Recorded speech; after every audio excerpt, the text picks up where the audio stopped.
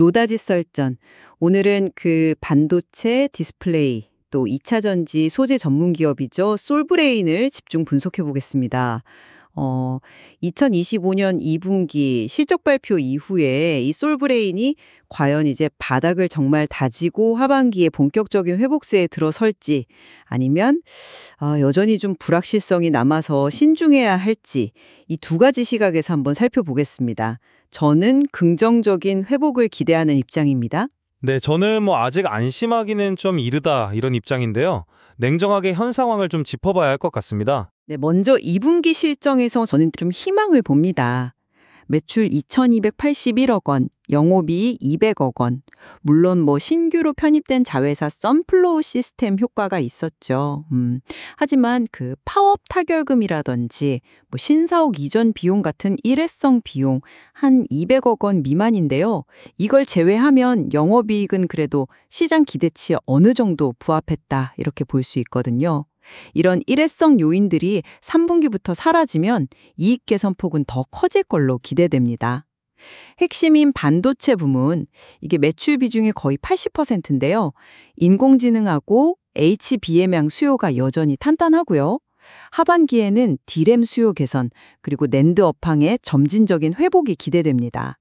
특히 그 낸드용 인산계 시가격은 거의 독점적인 지위를 갖고 있고, 경쟁사 물량을 가져오는 불산계 제품, 또 하반기 신규 제품 승인 가능성까지 고려하면 상저하고 흐름이 충분히 예상됩니다.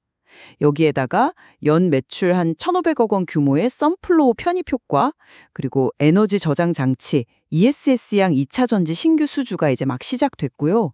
또 삼성 파운드리의 차세대 공정인 GAA, 이 게이트 오러라운드양 초산계 시가격, 독점 공급, 이거 매출이 전년비 2배 늘었습니다. 그리고 DNF 인수를 통해서 하이케이 프리커서 시장 진입 기회, 이게 2026년 11월 특허 만료 후인데요. 이런 새로운 성장 카드들도 다 준비되어 있습니다. 제 생각에는 바닥은 확인했고 이제 상승세를 탈 일만 남았다 이렇게 봅니다. 글쎄요, 제 관점은 조금 다릅니다. 그 2분기 실적에서 자회사 편입 효과를 이렇게 싹 걷어내면요, 본업 자체는 사실상 성장이 좀 정체된 모습입니다. 영업이익 역시 일회성 비용을 감안하더라도 시장 기대에는 사실 좀 못 미쳤고요. 그리고 앞으로 인건비 상승 같은 구조적인 비용 부담, 이게 증가할 가능성도 좀 염두에 둬야 합니다. 부진한 사업부도 문제입니다. 디스플레이 부문 매출 비중 한 10% 정도 되죠.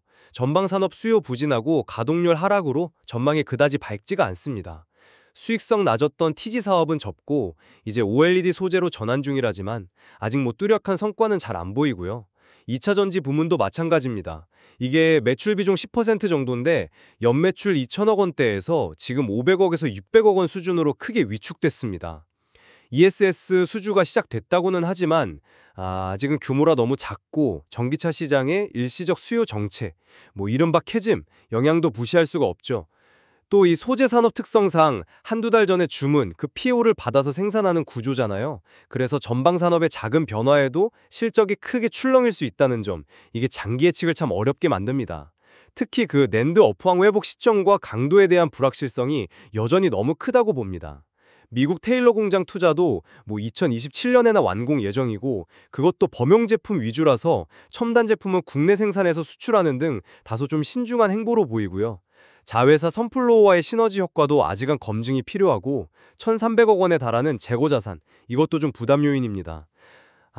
본격적인 회복을 말하기엔 좀 시기상조 아닌가? 저는 그렇게 생각합니다. 하지만 그 반도체 회복의 방향성 자체는 분명하다고 봅니다.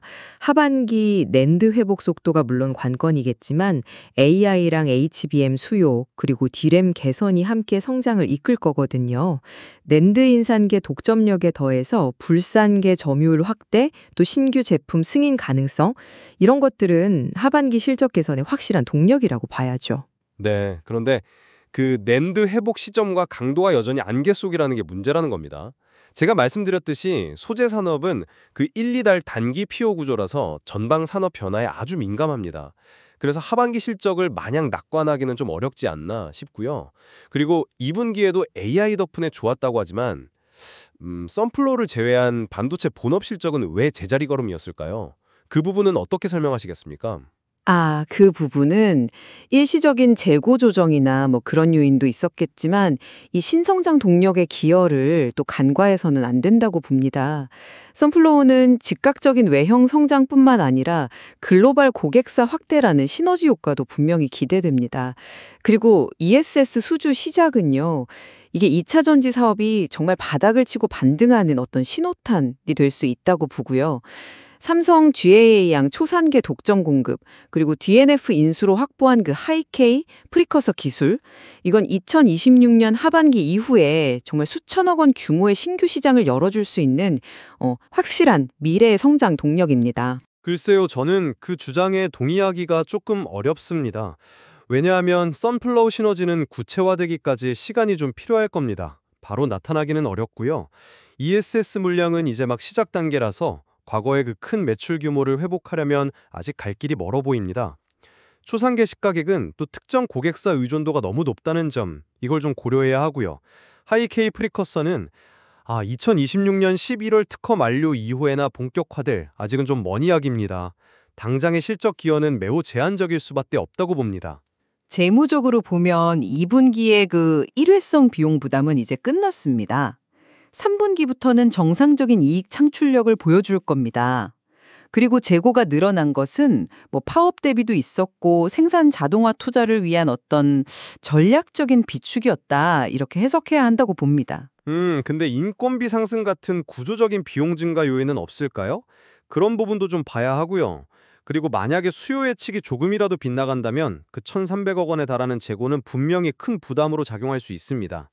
또한 그 미국 테일러 공장 투자에서 보듯이 다소 좀 보수적인 투자 기조가 오히려 성장의 기회를 놓치게 만드는 것은 아닐지, 그런 우려도 좀 됩니다. 네, 정리하자면 솔브레인은 일회성 비용 이슈를 이제 털어내고 하반기의 주력인 반도체 업황 개선과 썬플로우 편입 효과, 그리고 ESS, GIA-샹 신규 사업의 성과가 점차 가시화되면서 뚜렷한 실적 회복세를 보일 것이다. 저는 이렇게 기대합니다. 네, 저는 핵심 사업인 반도체, 특히 낸드 회복의 강도와 시점, 그리고 그 신규 사업의 실질적인 기여도에 대한 불확실성이 여전히 크다고 봅니다. 그래서 단기적인 변동성보다는 좀 중장기적인 관점에서 신중한 접근이 필요하다는 입장입니다. 오늘 솔브레인의 2025년 하반기 전망에 대해서 서로 다른 두 가지 시각을 좀 깊이 있게 나눠봤습니다. AI, GAS, ESS, 하이케이 같은 새로운 기회가 있는 반면에 또 시장 변동성이나 경쟁 심화 같은 도전 과제도 분명히 안고 있는 상황입니다. 네, 앞으로 발표될 실적과 또 주요 전방 산업의 움직임을 꾸준히 좀 지켜보면서 솔브레인의 행보를 판단해야 할 것입니다. 최종적인 판단은 시청자 여러분 각자의 몫으로 남겨두겠습니다. 노다지 썰전이었습니다.